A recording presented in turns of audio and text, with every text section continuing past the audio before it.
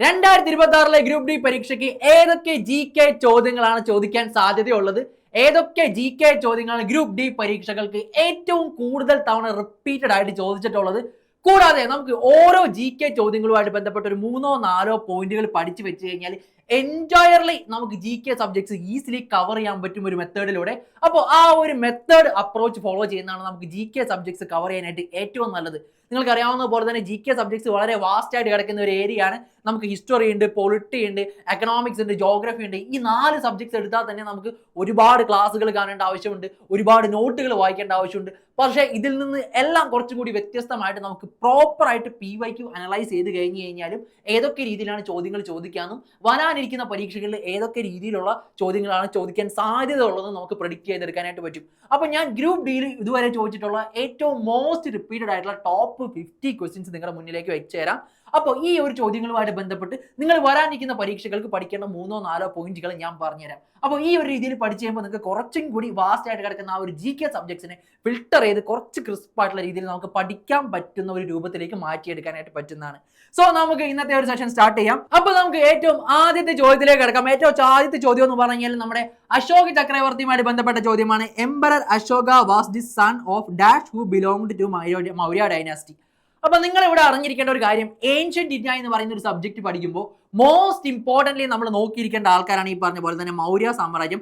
Especially അതിൽ തന്നെ അശോക ചക്രവർത്തിയും ചന്ദ്രഗുപ്ത മൗര്യനുമായിട്ട് ബന്ധപ്പെട്ട് ഒരു 3-4 പോയിന്റുകൾ ഒരുപാട് തവണ റിപ്പീറ്റ് ചെയ്തിട്ടുണ്ട്. നിങ്ങൾ PYQ നോക്കിക്കഴിഞ്ഞാൽ മനസ്സിലാവും. ഉദാഹരണത്തിന് ചന്ദ്രഗുപ്ത മൗര്യൻ, അതുപോലെ തന്നെ കൗടില്യനുമായിട്ട് ബന്ധപ്പെട്ടുള്ള ബേസിക് കാര്യങ്ങൾ, അതുപോലെ തന്നെ അശോക ചക്രവർത്തിയുമായിട്ട് ബന്ധപ്പെട്ട ബേസിക് കാര്യങ്ങൾ. ഉദാഹരണത്തിന് അശോക ചക്രവർത്തി ഏത് ഡൈനാസ്റ്റി പെട്ട ആളായിരുന്നു, അദ്ദേഹത്തിന്റെ അച്ഛന്റെ പേരെന്തായിരുന്നു. അപ്പൊ നമുക്ക് നോക്കിക്കഴിഞ്ഞാൽ മനസ്സിലാവും ബിന്ദുസാരയാണ് ഇതിന്റെ ഉത്തരം വരുന്നത്. ചന്ദ്രഗുപ്ത രണ്ടാമനല്ല, ചന്ദ്രഗുപ്ത മൗര്യനല്ല, ബിംബിസാരയല്ല, ബിന്ദുസാരയാണ് ഉത്തരം വരുന്നത്. ഇവിടെ നിങ്ങൾക്ക് 2 സാധനങ്ങൾ തമ്മിൽ കൺഫ്യൂഷൻ വരും. പക്ഷേ ബിന്ദുസാരയാണ് ഇതിന്റെ ഉത്തരമായിട്ട് വരാനായിട്ട് പോകുന്നത്. സോ അശോകന്റെ അച്ഛൻ എന്ന് പറഞ്ഞാൽ ബിന്ദുസാരയാണ്. അപ്പൊ ചന്ദ്രഗുപ്ത മൗര്യൻ എന്ന് പറഞ്ഞാൽ ഏകദേശം മുത്തച്ഛനായിട്ട് വരും പുള്ളിക്കാരന്റെ. സോ ആ ഒരു ക്രോണോളജി വളരെ ഇമ്പോർട്ടന്റ് ആണ്. ക്രോണോളജി ചോദിച്ചിട്ടുണ്ട് മൗര്യ സാമ്രാജ്യവുമായിട്ട് ബന്ധപ്പെട്ട്. കൂടാതെ അശോക ചക്രവർത്തിയാണ് ആദ്യമായിട്ട് ഈ സ്റ്റോൺ പില്ലേഴ്സിലൂടെയും അതുപോലെ തന്നെ ഇൻസ്ക്രിപ്ഷൻസിലൂടെയൊക്കെ പബ്ലിക്കായിട്ട് കമ്മ്യൂണിക്കേറ്റ് ചെയ്തത്. അങ്ങനെ രീതിയിൽ ക്വസ്റ്റ്യൻസ് വന്നിട്ടുണ്ട്.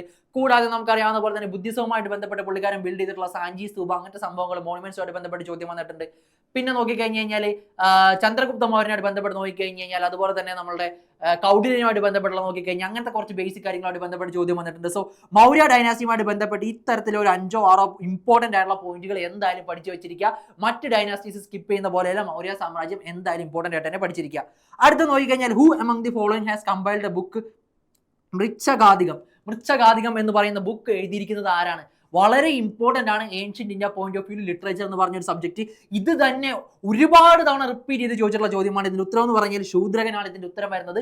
ഒരുപാട് തവണ റിപ്പീറ്റ് ചെയ്ത് ചോദിച്ചിട്ടുള്ള ഒരു ചോദ്യമാണ്. ഇതുപോലെ തന്നെ അഗൈൻ ലിറ്ററേച്ചറിൽ ചോദിച്ചിട്ടുള്ള മറ്റൊരു റിപ്പീറ്റഡ് ചോദ്യമാണ്. Who is the author of Ashtadhyayi? Ashtadhyayi എന്ന് പറയുന്ന പുസ്തകം എഴുതിയത് ആരാണ്? നമുക്കറിയാവുന്ന പോലെ തന്നെ പാണിനിയുടെ പുസ്തകമാണ് അഷ്ടാധ്യായി. വളരെ ഇമ്പോർട്ടന്റ് ആണ് പാണിനിയുടെ പുസ്തകമായിട്ടുള്ള അഷ്ടാധ്യായി. ഇതും അഗൈൻ ഇമ്പോർട്ടന്റ് ആയിട്ട് ചോദിച്ചിട്ടുള്ള പുസ്തകമാണ്. അതുപോലെ തന്നെ ഹർഷചരിതം എഴുതിയത് ആരാണ്? എഗെയിൻ ലിറ്ററേച്ചറിൽ മോസ്റ്റ് ഇമ്പോർട്ടൻ്റ് ചോദിച്ചിട്ടുള്ള മറ്റൊരു ചോദ്യമാണ്. ഹർഷചരിതം എഴുതിയിരിക്കുന്നത് ബാണഭട്ടയാണ്. ഇതൊക്കെ ഏറ്റവും കൂടുതൽ തവണ ലിറ്ററേച്ചറിൽ നിന്ന് റിപ്പീറ്റ് ആയിട്ട് ചോദിച്ചിട്ടുള്ള ചോദ്യമാണ്. ഇപ്പൊ ഇവിടെ നോക്കിയാൽ തന്നെ മനസ്സിലാവും പാണിനി നമ്മുടെ ഓപ്ഷനിൽ വന്നിട്ടുണ്ട്, അഷ്ടാധ്യായി. പിന്നെ നോക്കിക്കഴിഞ്ഞാൽ കാളിദാസന്റെ മേഘ സന്ദേശം വരുന്നുണ്ട്. അതുപോലെ തന്നെ അവിജ്ഞാന ശാകുന്തളം, ഇതൊക്കെ എഴുതിയത് ആരാണെന്നുള്ള ക്വസ്റ്റ്യൻസ് വരാറുണ്ട്.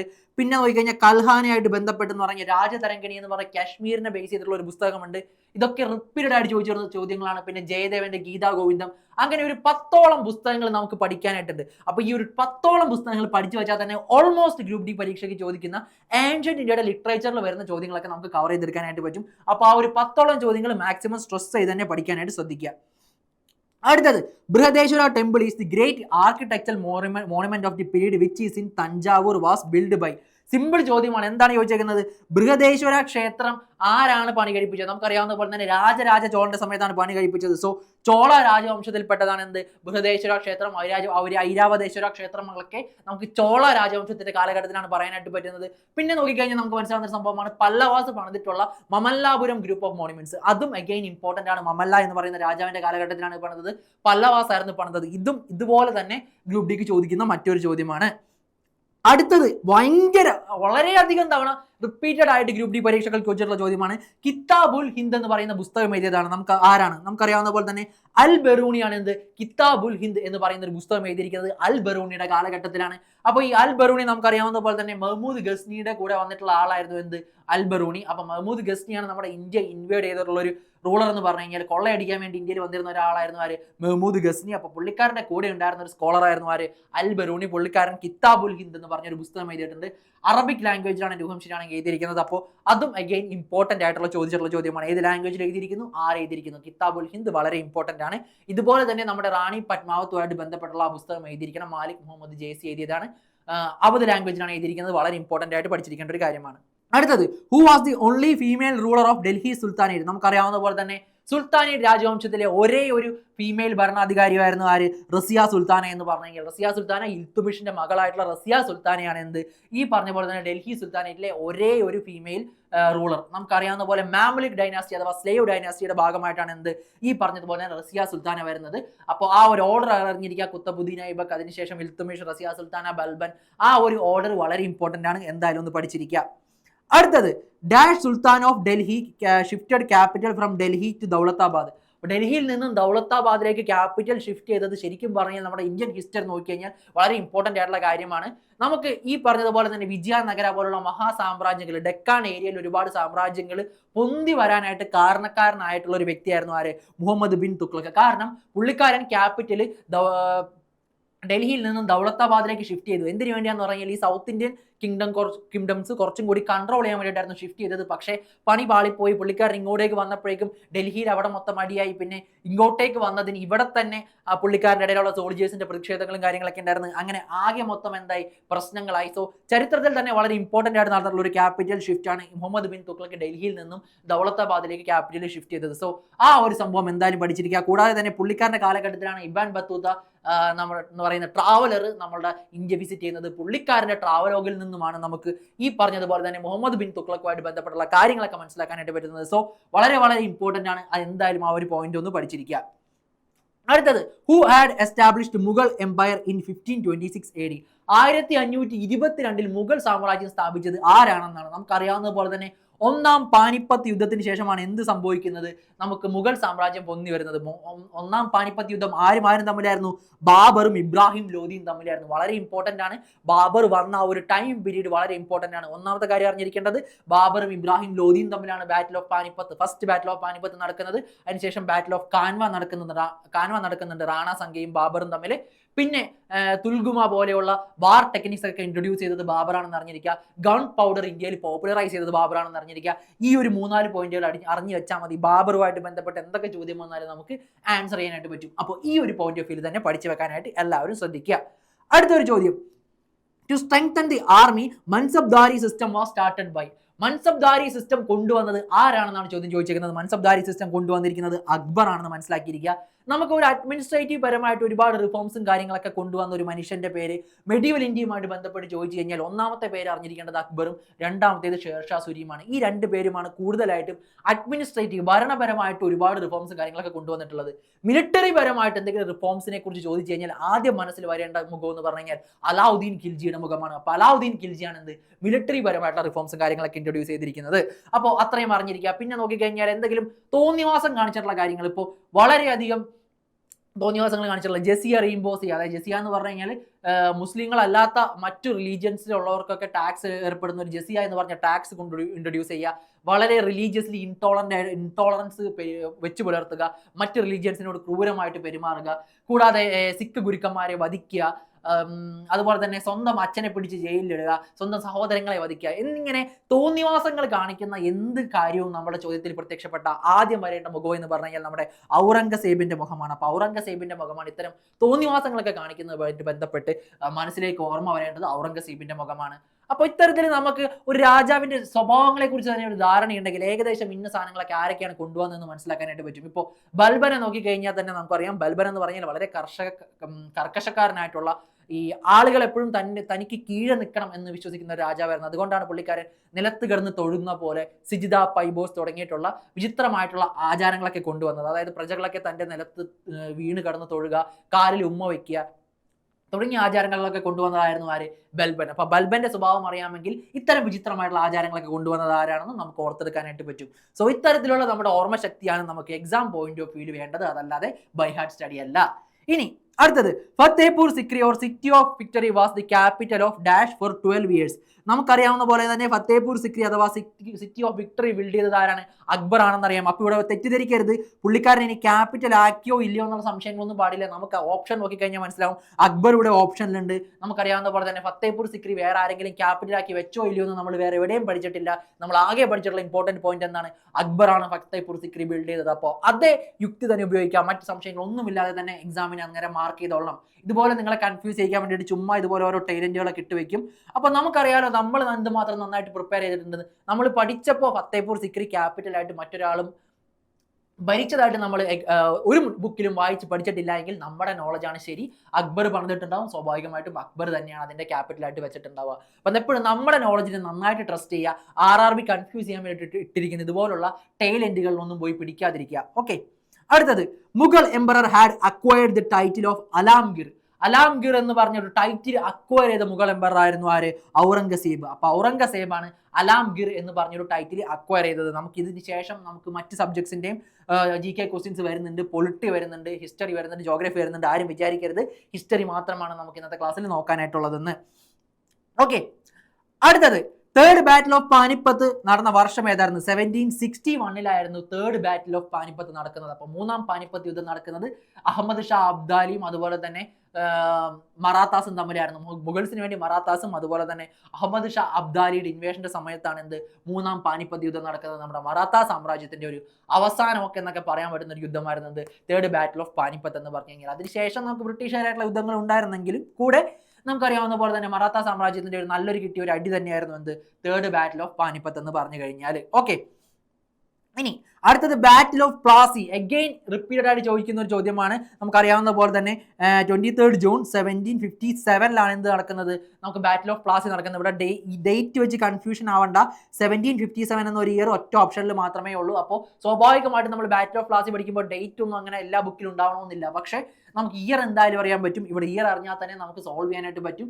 സോ നമ്മൾ വിചാരിക്കരുത് നമ്മൾ ഇനി അടുത്ത എക്സാമുകൾക്ക് മുതൽ ഡേറ്റ് കൂടി എല്ലാ വാറിന്റെയും പഠിച്ചു വെക്കാന്ന്. വേണ്ട, ഇയർ തന്നെ നിങ്ങൾ പഠിച്ചു വെച്ചിരുന്നാൽ മതി. അത് തന്നെ ആവശ്യത്തിലധികം ഉണ്ട്. സോ ഡേറ്റ് ഒന്നും പഠിക്കാനായിട്ട് പോവല്ല. ഇതുപോലുള്ള ചോദ്യങ്ങളൊക്കെ കണ്ടുകൊണ്ട് ആരും ഓരോ വാറിന്റെയും ഇയർ ഒന്നും പോയി പഠിക്കാൻ നിൽക്കരുത്. കൂടാതെ ബാറ്റിൽ ഓഫ് പ്ലാസി 1757 മുതൽ 1764 വരെയുള്ള ചരിത്രം നല്ല അരച്ച് കലക്കി പഠിച്ചോളണം. നമുക്കറിയാവുന്ന പോലെ തന്നെ അതിനുശേഷം ഇതിനു മുന്നേ ഒരു ബ്ലാക്ക് ഹോൾ ട്രാജഡി നടക്കുന്നുണ്ട് ബാറ്റിൽ ഓഫ് 57 ബന്ധപ്പെട്ട്. 1760 ഒരു റെവല്യൂഷൻ നടക്കുന്നുണ്ട്. 1764 ബാറ്റിൽ ഓഫ് ബുക്കാർ നടക്കുന്നുണ്ട്. ഇതൊക്കെ ബക്സർ നടക്കുന്നുണ്ട്. ഇതൊക്കെ വളരെ ഇമ്പോർട്ടന്റ് ആയിട്ടുള്ള സംഭവങ്ങളാണ്.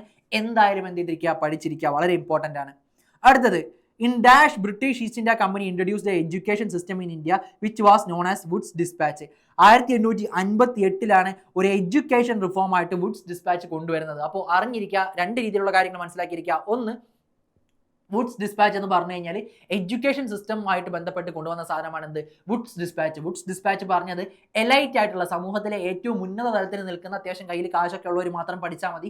അവർ വേണമെങ്കിൽ താഴോട്ടുള്ളവരോട് കൂടി പഠിപ്പിച്ച് നമ്മുടെ എഡ്യൂക്കേഷൻ എല്ലാവരിലോട്ടും എത്തിക്കോളും. അതിനാണ് ഡൗൺവേർഡ് ഇൻഫിൽട്രേഷൻ തിയറി എന്നൊക്കെ വിളിക്കുന്നത്. അപ്പോൾ ഈ ഒരു തിയറി ഇൻട്രൊഡ്യൂസ് ചെയ്തതും അതുപോലെ തന്നെ 1858 ഈ ഒരു സംഭവം കൊണ്ടുവന്നതും എന്തിനു വേണ്ടിയിട്ടായിരുന്നു? എഡ്യൂക്കേഷന് വേണ്ടിയിട്ടായിരുന്നു. അപ്പോൾ വുഡ്സ് ഡിസ്പാച്ച് ആണ് ഇതിൻ്റെയൊക്കെ ഒരു അടിസ്ഥാനം എന്ന് മനസ്സിലാക്കിയിരിക്കുക. അടുത്തത്, which of the following is not included in the financial budget of India.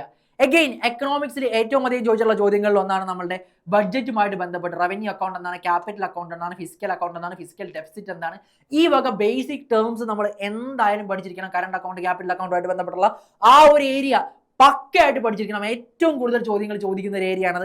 ആ ഒരു ഭാഗം പക്കയായിട്ട് പഠിച്ചിരിക്കുക. ഇവിടെ നമുക്കറിയാം, നിങ്ങൾക്ക് ഓപ്ഷൻസ് ജസ്റ്റ് നോക്കിക്കഴിഞ്ഞാൽ മനസ്സിലാവും. നമുക്കറിയാം പോലെ തന്നെ ബഡ്ജറ്റിൽ എന്തൊക്കെയുണ്ട്? റവന്യൂ അക്കൗണ്ട് ഉണ്ട്, ക്യാപിറ്റൽ അക്കൗണ്ട് ഉണ്ട് അല്ലേ. ഇവിടെ റവന്യൂ ഡെഫിസിറ്റ്, ഫിസിക്കൽ ഡെഫിസിറ്റ്, അതുപോലെ തന്നെ പ്രൈമറി ഡെഫിസിറ്റ് ഒക്കെ നമ്മൾ എവിടെയാണ് പഠിക്കുന്നത്? നമ്മുടെ ബഡ്ജറ്റുമായിട്ട് ബന്ധപ്പെട്ടാണ് പഠിക്കുന്നത്. പക്ഷേ ക്രെഡിറ്റ് കൺട്രോൾ നമ്മൾ എവിടെയാണ് പഠിക്കുന്നത്? നമ്മുടെ RBIയുടെ ടോപ്പിക്കിലാണ് പഠിക്കുന്നത് അല്ലേ. ക്രെഡിറ്റ് കൺട്രോൾ നമ്മൾ എവിടെയാണ് പഠിക്കുന്നത്? RBI ആയിട്ട് ബന്ധപ്പെട്ടാണ് നമ്മൾ എന്ത് പഠിക്കുന്നത്? ക്രെഡിറ്റ് കൺട്രോൾ പഠിക്കുന്നത്. അപ്പോൾ ക്രെഡിറ്റ് കൺട്രോൾ എന്തായാലും എന്തിന്റെ പരിധിയിൽ വരില്ല? ബഡ്ജറ്റിന്റെ പരിധിയിൽ വരില്ല. കാരണം ബഡ്ജറ്റ് ആരാണ് പ്രിപ്പയർ ചെയ്യുന്നത്? നമ്മുടെ മിനിസ്റ്റർമാരാണ് പ്രിപ്പയർ ചെയ്യുന്നത്. പക്ഷേ മോണിറ്ററി പോളിസി ആരാണ് പ്രിപ്പയർ ചെയ്യുന്നത്? RBI ആണ്. ഇതൊക്കെ നമ്മുടെ ബേസിക് ആയിട്ടുള്ള നോളജ് ആണ്. എക്സാമിന് അന്നേരം ഓർമ്മ വരില്ല. അപ്പൊ നമ്മുടെ ബേസിക്സ് ഒന്ന് എടുത്ത് ആലോചിച്ച് നോക്കുക. ഇത്തരം ബേസിക് കോൺസെപ്റ്റുകൾ പഠിക്കുക, ബൈഹാർട്ട് പഠിക്കാതിരിക്കുക. എന്നാൽ മാത്രമേ നമുക്ക് ഇതൊക്കെ പക്കയായിട്ട് ലോജിക്കിലൂടെ സോൾവ് ചെയ്തെത്താനായിട്ട് പറ്റുള്ളൂ. അപ്പം നിങ്ങളുടെ മെമ്മറിയും കുറച്ചും കൂടി ഫ്രീ ആവും. അടുത്തത്, first war of independence was fort in the year. നമുക്കറിയാവുന്ന പോലെ തന്നെ ഒന്നാം സ്വാതന്ത്ര്യ സമരം എന്ന് വിളിക്കുന്നത് 1857 റിവോൾട്ടിനെയാണ്. ഈ 1857 റിവോൾട്ടിനെ ഒരു കഥ പോലെ തന്നെ പഠിച്ചിരിക്കുക. അതായത് നമുക്കറിയാവുന്ന പോലെ തന്നെ എന്താണ് ആ മിലിറ്ററിയിൽ ഉണ്ടായിരുന്ന ഇഷ്യൂ, കാർട്രിഡ്ജുമായിട്ട് ബന്ധപ്പെട്ടുള്ള ഒരു ഇഷ്യൂ പഠിച്ചിരിക്കുക. മംഗൾ പാണ്ഡെയാണ് ഫസ്റ്റ് മാർട്ടിയർ. ബാരക്പൂരിൽ വെച്ചാണ് പുള്ളിക്കാരനെ തൂക്കിക്കൊന്നത്. മീറത്തിൽ നിന്നാണ് മീറത്തിലേക്കുള്ള മാർച്ച്, മീറത്തിൽ നിന്ന് ഡൽഹിയിലേക്കുള്ള ഒരു മാർച്ചിനെ കുറിച്ച് ആലോചിക്കുക. ബഹദൂർ ഷാ സഫറിനെ കുറിച്ച് ആലോചിക്കുക. കാരണം പുള്ളിക്കാരനായിരുന്നു അന്നേരം ഡൽഹിയുടെ ഭരണാധികാരിയായിട്ടുണ്ടായിരുന്നത്. കൂടാതെ പ്രധാനമായിട്ട് ഇമ്പോർട്ടൻ്റ് ആയിട്ടിരുന്ന ലീഡേഴ്സും അവർ ഏതൊക്കെ സ്ഥലത്ത് നിന്നാണ് 1857 റിവോൾട്ടിന്റെ സമയത്ത് സമരം ചെയ്തിരുന്നത് തുടങ്ങിയ പോയിന്റുകൾ വളരെ ഇമ്പോർട്ടൻ്റ് ആണ്. 1857 റിവോൾട്ട് ഒരു സെപ്പറേറ്റ് നോട്ടായിട്ട് ഒരു കഥ പോലെ തന്നെ പഠിച്ചു വെച്ചിരിക്കുക. നമുക്കത് എക്സാമിന് വളരെ ഇമ്പോർട്ടൻ്റ് ആയിട്ട് ചോദിക്കുന്നതാണ്. ഓക്കെ, അപ്പൊ എന്തായാലും അത് പഠിച്ചു വെച്ചിരിക്കുക. അടുത്തത്, which amendment of the Constitution of India envisages Grama Sabha as the foundation of Panchayat Raj system to perform functions of powers and entrusted to it by the state legislature? എന്തൊരു വലിയ ചോദ്യമാണ്. ഈ വലിയ ചോദ്യത്തിന്റെ ആൻസർ ആണെങ്കിൽ ഒന്നുമില്ല എന്നുള്ളതാണ് സംഭവം. സിമ്പിൾ ആയിട്ട് ചോദിക്കുന്ന ചോദ്യം എന്താ, പഞ്ചായത്ത് രാജ് സിസ്റ്റം ഇൻട്രൊഡ്യൂസ് ചെയ്തിരിക്കുന്നത് ഏത് അമെൻമെന്റ് വഴിയാണെന്നുള്ളത് ഈ ചോദിച്ചിട്ടുള്ളൂ. അപ്പോൾ ക്വസ്റ്റ്യൻ ഡീറ്റെയിൽ ആയിട്ട് വായിക്കാം. അമെൻമെന്റ് ആണ് ചോദിച്ചേക്കുന്നത്. ഗ്രാമസഭയുണ്ട്, പഞ്ചായത്ത് ഉണ്ട്. നമുക്കറിയാവുന്നത് പോലെ തന്നെ നമ്മൾ പഞ്ചായത്തും ഗ്രാമസഭയുമായിട്ട് ബന്ധപ്പെട്ട് ഒരൊറ്റ ഇമ്പോർട്ടന്റ് അമെന്റ്മെന്റ് പഠിക്കുന്നുള്ളൂ. എന്താണത്? 73rd അമെന്റ്മെന്റ് ആണ്. അപ്പോൾ ആ ഒരു യുക്തി ഉപയോഗിക്കുക. അതല്ലാതെ ക്വസ്റ്റ്യൻ ഭയങ്കര ലെങ്ത് ആണ്, നമുക്ക് ആവശ്യമില്ലാത്ത എന്തെങ്കിലും സാധനം തന്നിട്ടുണ്ടോ എന്ന് ചിന്തിക്കരുത്. ഈ ഒരു രീതി തന്നെ ക്വസ്റ്റ്യൻ വായിക്കുക. നമുക്ക് ആവശ്യമുള്ള വാക്കുകൾ എന്തൊക്കെയാണ്? അമെന്റ്മെന്റ്, ഗ്രാമസഭ, പഞ്ചായത്ത്. നമ്മൾ ഒറ്റ അമെന്റ്മെന്റേ പഠിച്ചിട്ടുള്ളൂ. നമ്മൾ അങ്ങനെ മനഃപൂർവ്വം തെറ്റിക്കാൻ വേണ്ടി ഒരുപാട് ടഫ് ആക്കിയുള്ള ക്വസ്റ്റ്യൻ ഒന്നും ഗ്രൂപ്പ് ഡി ചോദിക്കില്ല. നമ്മൾ പഠിച്ച സാധനങ്ങളിൽ നിന്നേ ചോദിക്കുള്ളൂ. ചിലപ്പോൾ കൺഫ്യൂസ് ആക്കാനായിട്ട് ശ്രമിക്കും, പക്ഷെ നമ്മൾ അതിൽ വീഴാതിരിക്കുക. ഇവിടെ 73rd അമെന്റ്മെന്റ് ആണ് എന്തുമായിട്ട് ബന്ധപ്പെട്ട്? പഞ്ചായത്തുമായിട്ട് ബന്ധപ്പെട്ടിരിക്കുന്നത്. 74th മുനിസിപ്പാലിറ്റിയായിട്ട് ബന്ധപ്പെട്ട് വളരെ ഇമ്പോർട്ടന്റ് ആണ്. നമുക്ക് അറിഞ്ഞിരിക്കേണ്ട മോസ്റ്റ് ഇമ്പോർട്ടന്റ് അമെന്റ്മെന്റ്സ് എന്തൊക്കെയാണ്? 42nd, 44, 52nd, 69, 73rd, 74, 86, 97, 100 ശേഷമുള്ള ഇമ്പോർട്ടന്റ് ആയിട്ടുള്ള ഇതുവരെയുള്ള എല്ലാ അമെന്റ്മെന്റുകളും വളരെ ഇമ്പോർട്ടന്റ് ആണ്. അത് ഡീറ്റെയിൽ ആയിട്ട് തന്നെ പഠിച്ചു വെച്ചിരിക്കുക. കൂടാതെ കുറച്ച് അമെന്റ്മെന്റ്സും കൂടി ഉണ്ട് നമുക്ക് എക്സ്ട്രാ പഠിച്ചിരിക്കേണ്ടത്. അത് ചില പോയിന്റുകൾ മാത്രം പഠിച്ചിരുന്നാൽ മതി. ഓക്കെ, അപ്പൊ ഇത്രയും അമെന്റ്മെന്റുകളൊക്കെ നമ്മൾ ഇമ്പോർട്ടന്റ് ആണ്, വളരെ വളരെ ഇമ്പോർട്ടന്റ് ആണ്. എന്തായാലും പഠിച്ചിട്ട് മാത്രമേ എക്സാമിന് പോകാനായിട്ട് പാടുള്ളൂ. അടുത്തത്, which social reformer founded Brahmo Samaj in 1828 and became famous for his pioneering role in advocating education, opposing practices like Sadi, child marriage, social division? വലിയൊരു ചോദ്യമാണ്. നമുക്ക് ഈസിലി ഒറ്റ തവണ ഈ ചോദ്യം വായിച്ചാൽ മതി. എന്നിട്ട് നമുക്ക് എന്ത് മനസ്സിലാക്കാൻ പറ്റും? ചോദിച്ചിരിക്കുന്ന ആകെ എന്താ, ബ്രഹ്മോ സമാജ് ഫൗണ്ട് ചെയ്തത് ആരാണെന്നാണ്. നമുക്കറിയാം, രാജാറാം മോഹൻ റോയ് ആണ്. അതും പോട്ടെ, നമ്മുടെ സതി അബോളിഷ് ചെയ്യാൻ വേണ്ടി പ്രയത്നിച്ച വ്യക്തിയായിരുന്നു ആര്? രാജാറാം മോഹൻ റോയ്. അപ്പോൾ എല്ലാ ഡീറ്റെയിൽ ആയിട്ടുള്ള ചോദ്യങ്ങൾ നിങ്ങൾ എന്ത് മനസ്സിലാക്കിയിരിക്കണം? ഡീറ്റെയിൽ ആക്കുന്നുണ്ടോ ചോദ്യങ്ങൾ? കുറച്ചും കൂടി ഈസി ആയിരിക്കും.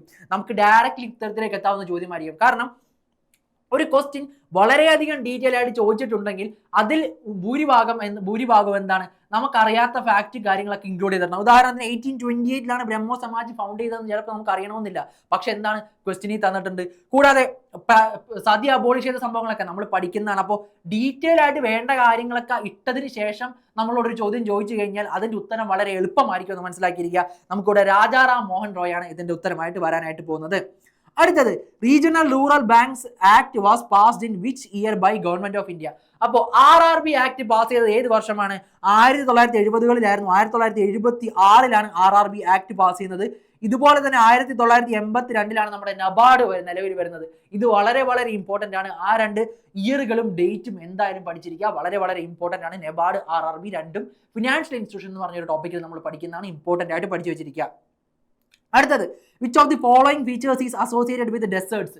നമ്മുടെ ജോഗ്രഫിയായിട്ട് ബന്ധപ്പെട്ടാണ്. ജോഗ്രഫിയായിട്ട് ശ്രദ്ധിക്കേണ്ട ഒരു കാര്യം എന്ന് പറഞ്ഞു കഴിഞ്ഞാൽ നമ്മുടെ ആ ഒരു ജോഗ്രഫിക്കൽ ഫീച്ചേഴ്സ്, ഇപ്പം നമുക്കറിയാവുന്ന പോലെ തന്നെ ഗ്ലാസിയേഴ്സ് ഫോം ചെയ്യുന്ന ജോഗ്രഫിക്കൽ ഫീച്ചേഴ്സ് ഉണ്ട്. അതുപോലെ തന്നെ റിവേഴ്സ് ഫോം ചെയ്യുന്ന ജോഗ്രഫിക്കൽ ഫീച്ചേഴ്സ് ഉണ്ട്. ഡെസേർട്സിൽ കാണപ്പെടുന്ന ഫീച്ചേഴ്സ് ഉണ്ട്. അതുപോലെ എന്താണ് പറയുക, ലൈംസ്റ്റോണിന്റെ ഫീച്ചേഴ്സ് ഉണ്ട്. അങ്ങനെ ഓരോന്നിന്റെയും ജോഗ്രഫിക്കൽ ആയിട്ടുള്ള ഫീച്ചേഴ്സ് വളരെ വളരെ ഇമ്പോർട്ടന്റ് ആണ്. ഇപ്പോൾ ഇവിടെ നമുക്കറിയാം അലുവിയൽ ഫാൻസ് എന്തുമായിട്ട് ബന്ധപ്പെട്ടാണ്? റിവേഴ്സുമായിട്ട് ബന്ധപ്പെട്ടാണ്. മൊറൈൻസ് ഗ്ലേസിയേഴ്സ് ആയിട്ട് ബന്ധപ്പെട്ടാണ്. ടാൻ പൂൾസ് എനിക്ക് തോന്നുന്നു റിവേഴ്സ് ആയിട്ട് ബന്ധപ്പെട്ടാണ്. ഇവിടെ ബാർക്കൻസ് ആണ് എന്ത്, ഡെസേർട്സുമായിട്ട് ബന്ധപ്പെട്ട് കാണപ്പെടുന്ന ഫീച്ചർ ബാർക്കൻസ് ആണ്. ഓക്കെ, അടുത്തത്, Chota Nagpur plateau can be found in which of the following Indian state? ഏത് ഇന്ത്യൻ സ്റ്റേറ്റിലാണ് ചോട്ടാ നാഗ്പൂർ പ്ലാറ്റ്യൂ ഫൗണ്ട് ചെയ്യുന്നതെന്നാണ് ചോദിച്ചിരിക്കുന്നത്. ചോട്ടാ നാഗ്പൂർ പ്ലാറ്റ്യൂ എവിടെയാണ്? ജാർഖണ്ഡിലാണ് അല്ലേ? നമ്മുടെ ഇന്ത്യയുടെ മിനറൽസിന്റെ കലവറ എന്നൊക്കെ വിളിക്കുന്ന എന്താണ് നമ്മുടെ ചോട്ടാ നാഗ്പൂർ പ്ലാറ്റ്യൂവിനെയാണ്. അപ്പോൾ ജാർഖണ്ഡിലാണ് ചോട്ടാ നാഗ്പൂർ പ്ലാറ്റ്യൂ ഉള്ളതെന്ന് മനസ്സിലാക്കിയിരിക്കാം. നമുക്ക് ഒരുപാട് മൈനുകളും കാര്യങ്ങളൊക്കെ ഉള്ളത് എവിടെയാണ്? ജാർഖണ്ഡിലാണ്. സിംബം പോലെയുള്ള ഇമ്പോർട്ടന്റ് ആയിട്ടുള്ള മിനറൽ മൈൻസ് ഒക്കെ കാണുന്നത് ജാർഖണ്ഡിലാണ്. ഇതുമായിട്ട് ബന്ധപ്പെട്ട് എന്താ ആലോചിച്ചിരിക്കുക? ഇമ്പോർട്ടന്റ് ആയിട്ടുള്ള മൈൻസിന്റെ പേര് കൂടി ഒന്ന് പഠിച്ചിരിക്കണം. വളരെ ഇമ്പോർട്ടന്റ് ആയിട്ടുള്ള സംഭവമാണ്. നമുക്കറിയാവുന്ന പോലെ തന്നെ കോൾ മൈൻസ്, ദുർഗാപൂർ, അതുപോലെ തന്നെ പിന്നെ നമ്മുടെ ഒറീസയിൽ കാണപ്പെടുന്ന മൈൻസുകൾ, നമ്മുടെ ഇതിന്റെ അയണിന്റെ മൈനുകൾ, അതുപോലെ അലൂമിനിയത്തിന്റെ മൈനുകൾ, ഇതൊക്കെ കൂടുതലായിട്ടും ഒഡീഷ ഭാഗത്താണ് കാണപ്പെടുന്നത്.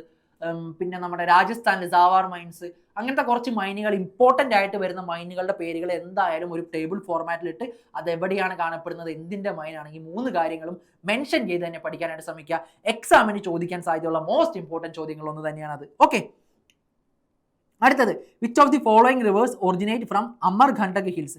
അമർകണ്ടകിൽ നിന്ന് ഒറിജിനേറ്റ് ചെയ്യുന്നത് ഏത് നദികളാണ്? നമുക്കറിയാവുന്ന പോലെ തന്നെ ഇവിടെ ജസ്റ്റ് നോക്കിക്കഴിഞ്ഞാൽ മനസ്സിലാവും. നിങ്ങൾ ഓപ്ഷൻസ് വായിച്ചു നോക്കുക. നിങ്ങൾക്ക് ഒന്നും അറിയില്ലെങ്കിലും പോട്ടെ. തീസ്ത എവിടെ നിന്നാണ് ഒറിജിനേറ്റ് ചെയ്യുന്നത്? നമുക്കറിയാവുന്ന പോലെ തന്നെ സിക്കിം ആ ഭാഗത്തു നിന്നാണ് ഒറിജിനേറ്റ് ചെയ്യുന്നത് അല്ലേ? സറ്റ്ലജ് എവിടെ നിന്നാണ്? ഇൻഡസിന്റെ ട്രിബ്യൂട്ടറിയാണ്. അപ്പോൾ ഡെഫിനറ്റ്ലി നമ്മുടെ നോർത്തേൺ ഭാഗത്തു നിന്നാണ് ഒറിജിനേറ്റ് ചെയ്യുന്നത്. ഗോദാവരി ഒക്കെ എന്താണ്? മഹാരാഷ്ട്ര ഭാഗത്ത് നിന്നാണ്. അമർകണ്ടക് എവിടെയാണ്? നമുക്കറിയാവുന്ന പോലെ തന്നെ അമർകണ്ടകിന്റെ ലൊക്കേഷൻ അറിയാമെങ്കിൽ തന്നെ ഈ 3 ഓപ്ഷൻസ് നമുക്ക് എലിമിനേറ്റ് ചെയ്ത് കളയാനായിട്ട് പറ്റും. നർമ്മദ റിവറും സൺ റിവറൊക്കെ എവിടെ നിന്നാണ് ഒറിജിനേറ്റ് ചെയ്യുന്നത്? അമർകണ്ടക് ഹിൽസിൽ നിന്നാണ്. സിംപിളി നമ്മുടെ ലൊക്കേഷനും യുക്തി ആലോചിക്കുക. നമുക്ക് ചിലപ്പോൾ ആ സമയത്ത് ഡയറക്ട്ലി ആൻസർ കിട്ടിയില്ലെങ്കിൽ പോലും നമുക്ക് നമ്മുടെ യുക്തി ഒരുപാട് സഹായകമാകുന്ന ഒരു സമയങ്ങൾ ഉണ്ടാകും. അടുത്തത്, who prepared the first estimate of national income of India in 1876? അപ്പോൾ 1876 ആദ്യമായിട്ട് നമ്മുടെ നാഷണൽ ഇൻകം കാൽക്കുലേറ്റ് ചെയ്ത ആരാണ്? Grand old man of India എന്ന് വിളിക്കുന്ന ദാദാഭായ് നവറോജിയാണ്. ഇത് ആക്ച്വലി 3 ഫാക്ച്വൽ കാര്യങ്ങളും നമുക്ക് ഈ ഒരൊറ്റ ചോദ്യത്തിലൂടെ പഠിക്കാനായിട്ട് പറ്റും. ഒന്നാമത്തേന്ന് പറഞ്ഞാൽ ആദ്യമായിട്ട് നാഷണൽ ഇൻകം കാൽക്കുലേറ്റ് ചെയ്യുന്നത് ദാദാഭായ് നവറോജിയാണ്. പക്ഷെ ആദ്യമായിട്ട് സയന്റിഫിക് ആയിട്ട് ഒരു നാഷണൽ ഇൻകം കാൽക്കുലേറ്റ് ചെയ്യുന്നത് ആരായിരുന്നു? VKRV റാവു ആണ്. ഇന്ത്യക്ക് വേണ്ടി ആദ്യമായിട്ട് സയന്റിഫിക് ആയിട്ട് ഒരു നാഷണൽ ഇൻകം കാൽക്കുലേറ്റ് ചെയ്യുന്നത് VKRV റാവു ആണ്. പക്ഷെ പുള്ളിക്കാരൻ 1931, അതായത് ഇന്ത്യക്ക് സ്വാതന്ത്ര്യം കിട്ടുന്നതിന് മുന്നേ ആയിരുന്നു കാൽക്കുലേറ്റ് ചെയ്തത്. ഇന്ത്യക്ക് സ്വാതന്ത്ര്യം കിട്ടിയതിന് ശേഷം സയന്റിഫിക് ആയിട്ട് നാഷണൽ ഇൻകം കാൽക്കുലേറ്റ് ചെയ്യുന്നത് PC മഹലാനോബിസ് ആയിരുന്നു. അപ്പോൾ ഈ 3 പോയിന്റുകളും എന്തായാലും മറക്കാതെ പഠിച്ചിരിക്കുക. 3 ചോദ്യങ്ങൾക്കുള്ള ഉത്തരവും ഒരൊറ്റ ക്വസ്റ്റ്യനിലുണ്ട്. അപ്പോൾ PYQ ഇങ്ങനെ റെഫർ ചെയ്ത് നിങ്ങൾക്ക് വേണ്ട സാധനങ്ങളൊക്കെ വേണമെങ്കിൽ ആ ഒരു ക്വസ്റ്റ്യൻ എടുത്തിട്ട് അതിൻ്റെ കൂടെ തന്നെ എഴുതി വെച്ച് പഠിച്ചാൽ ഏറ്റവും ഈസി ആയിട്ട് നിങ്ങൾക്ക് റിവൈസ് ചെയ്യാനും അതുപോലെ തന്നെ പഠിക്കാനും ഒക്കെ എളുപ്പം ആ ഒരു രീതിക്ക് പഠിക്കുന്നതായിരിക്കും. ഈ ഒരു മെത്തേഡും ഏറ്റവും നല്ലൊരു മെത്തേഡാണ്. കാരണം GK നിങ്ങൾക്ക് അറിയാലോ, ഞാൻ ഒന്നും കൂടി പറയാണ്, വളരെ വാസ്റ്റ് ആയിട്ട് കിടക്കുന്നതാണ്. അതേ നിങ്ങൾ ഒരുപാട് സമയം അതിൽ ഇൻവെസ്റ്റ് ചെയ്ത് സമയം കളയരുത്. ഇതുപോലെ സ്മാർട്ടായിട്ട് പഠിക്കാനായിട്ട് ശ്രമിക്കുക. അടുത്തത്, article 279A is related to which of the following constitutional bodies? അപ്പോൾ ആർട്ടിക്കിൾ 279A ഏത് കോൺസ്റ്റിറ്റ്യൂഷണൽ ബോഡിയുമായിട്ട് ബന്ധപ്പെട്ടിരിക്കുന്നു എന്നാണ് ക്വസ്റ്റ്യൻ ചോദിച്ചിരിക്കുന്നത്. നമുക്കറിയാവുന്ന പോലെ തന്നെ GST കൗൺസിലുമായിട്ട് ബന്ധപ്പെട്ടിരിക്കുന്നതാണ് ആർട്ടിക്കിൾ 279A. ഇവിടെ നിങ്ങൾ മനസ്സിലാക്കിയിരിക്കേണ്ട ഒരു കാര്യം, കോൺസ്റ്റിറ്റ്യൂഷണൽ ബോഡീസ് പഠിക്കുമ്പോൾ അതുമായിട്ട് ബന്ധപ്പെട്ട് കിടക്കുന്ന ആർട്ടിക്കിളുകൾ ഏതൊക്കെ രീതിയിലാണെന്നുള്ളതൊന്നും ഒന്ന് മനസ്സിലാക്കിയിരിക്കുക. ഇപ്പോൾ ഇവിടെ നോക്കിക്കഴിഞ്ഞാൽ ഇലക്ഷൻ കമ്മീഷൻ ഓഫ് ഇന്ത്യയുടെ ആർട്ടിക്കിൾ എവിടെയായിരിക്കും? 324, 320 മുകളിലാണ് വരുന്നത് അല്ലേ? ഫിനാൻസ് കമ്മീഷൻ എപ്പോഴാണ്? ഫിനാൻസുമായിട്ട് ബന്ധപ്പെട്ടാണ്. ഈ ഫിനാൻസുമായിട്ട് ബന്ധപ്പെട്ട് കിടക്കുന്നതൊക്കെ ഏകദേശം ഈ ഒരു റേഞ്ചിലാണ് വരുന്നത്. 280 ആണ് വരുന്നത്.